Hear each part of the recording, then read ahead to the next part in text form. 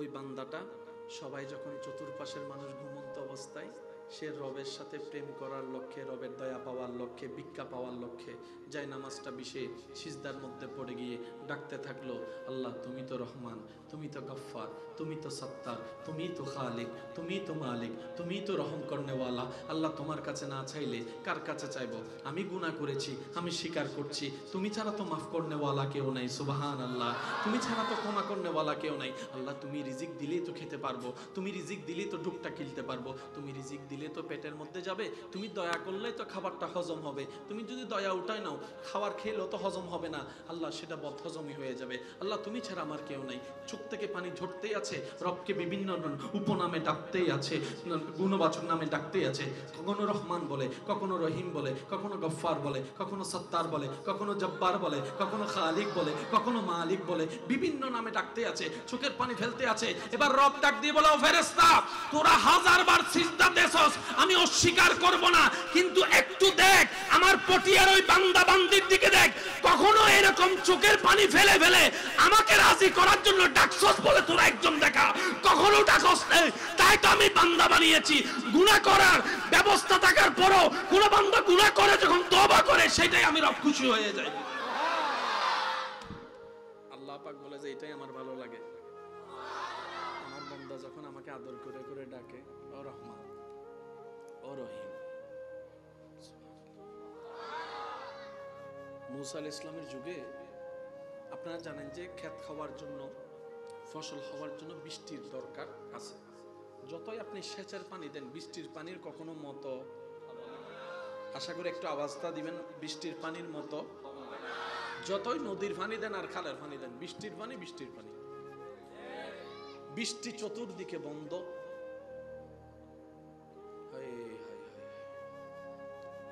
ক্ষেত খামারি সব বন্ধ, দুর্ভিক্ষ উপশম হয়েছে, দেখা যাচ্ছে দুর্ভিক্ষ। মুসা নবী জানেন আল্লাহর সাথে কথা বলতেন, রবের দরবারে ফরিয়াদ করলেন, আল্লাহ বৃষ্টি যদি একটু দিতা। রব বলে যে আমি বৃষ্টি দিব না। আল্লাহ কেন? তোমার উম্মতের ভিতরে এমন একজন পাপিষ্ট আছে যে দীর্ঘদিন যাবত আমার নামটা পর্যন্ত ডাকে নাই, আমার নাম পর্যন্ত ডাকে, আমাকে কখনো স্মরণ করে নাই। আমি ওর উপর বেশি নারাজ হয়েছি, সবারটা বন্ধ করে দিছি। এবার মুসা নবী সবাইকে ডাকলেন। অপরাধী কয়জন? একজন। সাজা পাচ্ছে লক্ষ মানুষ। এটা তো কখনো মেনে নেওয়া যায় না। এবার মুসা নবী বললেন, এ কে আসস এমন পাপিষ্ট যে এত বছর হয়ে গেছে আল্লাহ রিজিক খাওয়ার পরও আল্লাহকে স্মরণ করলি না, ধন্যবাদ দিলি না, শুকরিয়া করলি না, হামদ করলি না, কে আসস, বের হ। এবার সবার ভিতর যখন ওই মানুষটা নিজের অপরাধ নিজে বুঝতে পারছে যে আমার কারণে সবাই সাজা পাচ্ছে, মনটা তার ঘেমে গেল। আল্লাহ, অপরাধ করলাম আমি, সাজা পাচ্ছে সবাই, এটা তো কেমন ধরনের কথা না। এবার সে সবার সামনে নিজের চেহারা দেখাতেও ভয় পাচ্ছে, কারণ লজ্জারও তো একটা বিষয় আছে। এবার সে ওখানে দাঁড়ায় দাঁড়ায় আল্লাহর দরবারে ফরিয়াদ করতে লাগলো। কিছুক্ষণ পরে দেখে পরিষ্কার আকাশ মেঘলা হতে শুরু করলো। সুবহানাল্লাহ। মেঘলা হতে না হতেই মুষলধারে বৃষ্টি পড়া শুরু করলো। এবার মুসা নবী বলে, আল্লাহ তুমি আমারে বলছো বৃষ্টি দিবা না,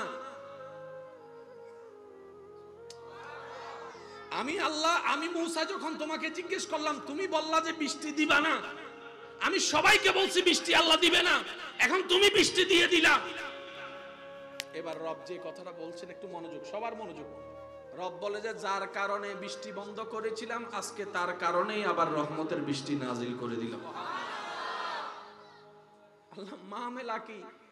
রব বলে যে তুমি যখন সবার সামনে এই কথাগুলা বলছো তখন সে পাপীটা ওইখানের ভিতরে ছিল। সে বলছে, আল্লাহ এত বছর গুনাহ করেছি, তুমি মুসা নবীকে আমার নাম পর্যন্ত জানতে দাও নাই, তুমি এমন বড় সত্তার। আল্লাহ আজকে যদি সবাই আমি যে পাপী এটা জানে, কারণ একজনের কারণে সবার বৃষ্টি বন্ধ, আল্লাহ সবাই আমারে মারবে, অপমান করবে, আল্লাহ তুমি না দয়াবান, আল্লাহ মাফ করে দাও না, আল্লাহ মাফ করে দাও না।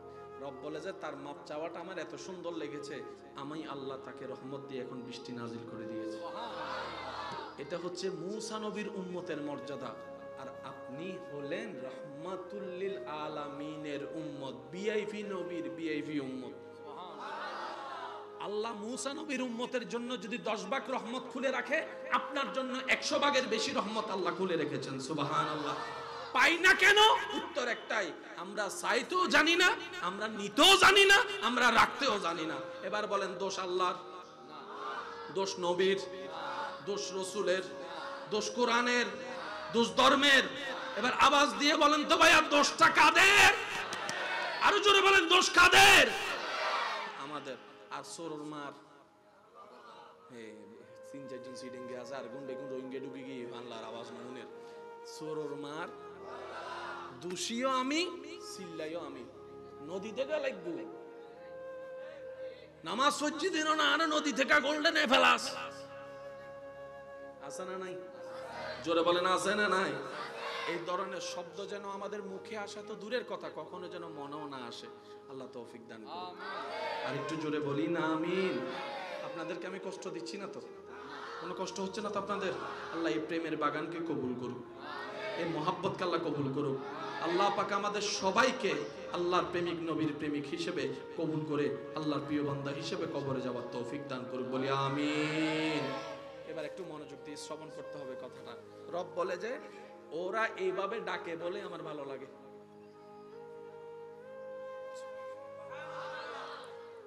ফেরেশতা বলে যে আল্লাহ ওদের ভিতর আর কি আছে? আল্লাহ পাক বলে যে ইব্রাহিমকে দেখ, আমার জন্য নিজের ছেলের গলায় ছুরি রাখছে। সুবহানাল্লাহ বলেন না? আমি বুঝাতে চাচ্ছি আল্লাহ আসলে আমাদের থেকে চাচ্ছে কি, ওইটা যদি আইডেন্টিফাই করতে পারি, তারপরে না দেওয়া না দেওয়া, দিতে পারলাম কি পারলাম না সেটা পরে আসবে। আগে তো পছন্দ করতে হবে আল্লাহ, আগে তো দেখতে হবে আল্লাহ আমাদের থেকে চাচ্ছে কি। মেহমান আসলে আপনারা মেহমানদারির জন্য কিছু আয়োজন করেন না? এবার কিছু কিছু মানুষের অ্যালার্জি আছে না নাই? সে চিংড়ি মাছ খাইতে পারে, এবার আপনি তার জন্য চিংড়ি মাছের বত্তা, চিংড়ি মাছের রোজালা যা যা করছেন সব চিংড়ি মাছ দিয়ে করছেন, সে যখন টেবিলে বাদ দিবে খাইতে পারবে? খুশি হবে না, নারাজ হবে? তো এই মেহমানদারি করে লাভ কি? আগে মেহমানকে জিজ্ঞেস করেন না ভাই কি খাবেন আপনি? তো মেহমানে বলবে ভাই আমার জন্য আলু ভর্তা ফাইন্ডে ডাইল হইলে যথেষ্ট। সিরিঙ্গে মানুষের আসল খানা কি? আর তো সন্ধ্যা রোহিঙ্গে ঢুকি ভালো ডাও আছে বিল্লে গালা না তো আলু ভর্তা যখন আলু ভর্তা সিরিঙ্গে মানুষের অবস্থা দিয়ে মানুষের হাবাই বেলায় প্রস্তুত, কিন্তু নিজের বেলা ফাইন্ডে ডাইল দিও বা ওই যাবি। ঠিক না বেটি? খাওয়া ওয়া মেড ইন সিরিঙ্গে কল আওয়াজ দে হ, ঠিক না বেটে? সিরিঙ্গে কলর কি বড়? দিল বড়, মন বড়। গরম মিদি মেহমান আইলে ফগরের টিয়া নদলে বাক্য করি হইল।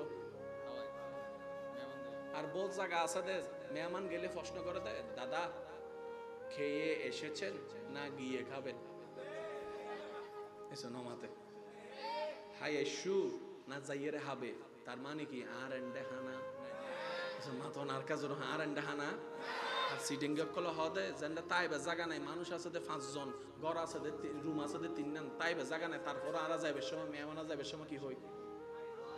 এই তো হই গেলেই তো আর কেন জোর কি হ কি হদ ন হালি স্কুল আছে ফক কলর, তারপর আর কি হই মা একদিন স্কুল বাদ দিলে কি হইব? তা হ না, গাড়ি যদি চলিও ই তারপরে হদ আর 5 মিনিট বইও না, ও গাড়ি অলপ ইভেন না মলদি মেড ইন কিছু নমাতে আরো জোর হ মেড ইন মেড ইন হদুনে মেড ইন সিডেঙ্গে ইয়েরো ফো আমাইয়েরে সিডেঙ্গে হতাশিকে তো নসাই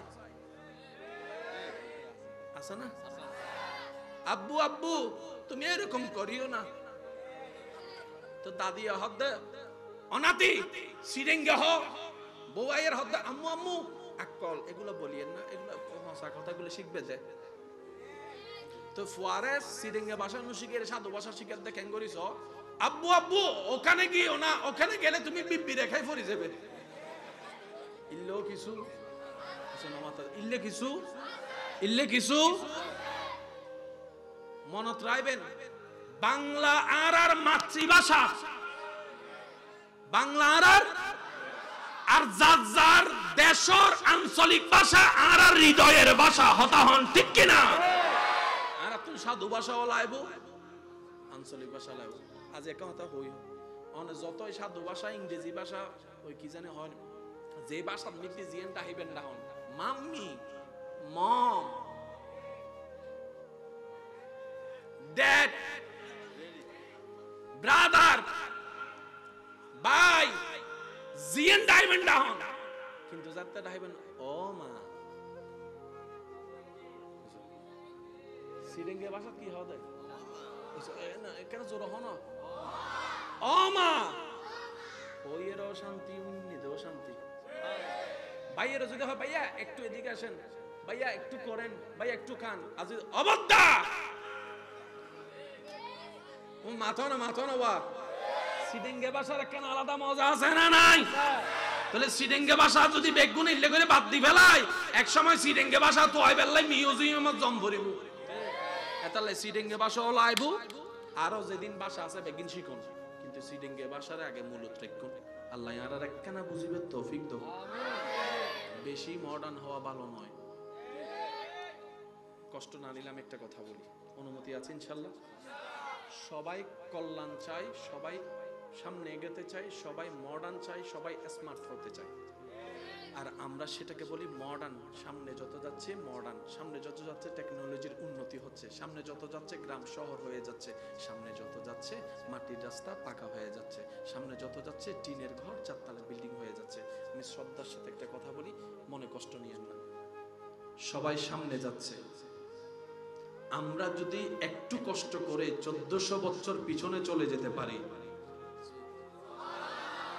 সবাই সামনে যাচ্ছে, 24, 25, 26, 27, 30 এর প্ল্যানিং করছে। একটু কষ্ট করে যদি আমরা 1400 বছরের পিছনের ঐতিহ্যে ফিরে যেতে পারি, আল্লাহর কসম এই বিশ্ব আপনার পিছনে ঘুরতে বাধ্য হয়ে যাবে। আমাদের সামনে যাওয়ার দরকার নাই, আমাদের 1400 বছর পিছনে যাওয়া দরকার। ওই 1400 বছর পিছনের আদর্শ যদি নিয়ে ফেলতে পারি, 2030 সালের মানুষ আপনার পিছনে ঘুরতে বাধ্য হয়ে যাবে। বলেন না সুবহানাল্লাহ। ইন্নাকা লাআলা খুলুকিন আযীম। চিৎকার দিয়ে বলেন সুবহানাল্লাহ। কষ্ট হচ্ছে না তো আপনাদের? ইমানদার ভাইয়েরা, আল্লাহ পাক বলে যে এই কারণেই আমি মানুষ বানাইছি। সেই ইব্রাহিমের মতো সন্তানের গলার মধ্যে ছুরি রাখছস, ইব্রাহিমের মতো আমার প্রেম পাওয়ার জন্য, দয়া পাওয়ার জন্য আগুনে ঝাঁপ দিছস। আইয়ুবের মতো সারা শরীরে কষ্ট পাওয়ার পরও কখনো আপত্তি আফসোস না করে ধৈর্য ধরছস।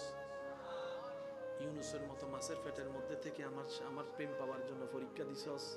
সুবহানাল্লাহ সুবহানাল্লাহ, জোরে জোরে জোরে জোরে জোরে। হুসাইনের মতো কারবালায়, ইয়া আল্লাহ ইয়া আল্লাহ, একটু বুঝে আমার হুসাইনের মতো কারবালায় পরিবারকে আমার প্রেমে সত্যের পক্ষে শহীদ করে দিয়ে, আপত্তি না করে, পানির দিকে না তাকিয়ে, আমার সন্তুষ্টির দিকে তাকায়ে যে পরীক্ষাটা হোসাইন দিছে, তোরা ফেরেশতার ভিতরে একজনও কি আমার জন্য এরকম করছস? করস নাই। ও ফেরেশতারা, তোরা সব দিক দিয়ে উন্নত, আমি জানি তোদের গুনাহ নাই, আমি জানি মানব জাতির গুনাহ আছে, কিন্তু মানব জাতি হাজার গুনাহ করার পরও আমি রবের দয়া পাওয়ার জন্য যেই প্রেম উৎসর্গ করে, আমি রব সেটা দেখে খুশি হয়ে যাই। চিৎকার দিয়ে বলেন সুবহানাল্লাহ। আল্লাহ আমাদের ভিতর দেখতে চাই কি জানেন? আদব। সুবহানাল্লাহ বলি। আল্লাহ আমাদের ভিতর খুঁজে কি? আদব, প্রেম, ভক্তি, বিশ্বাস, ধৈর্য, শুকরিয়া। আল্লাহ শুধু আমাদের থেকে এটাই দেখতে চায়।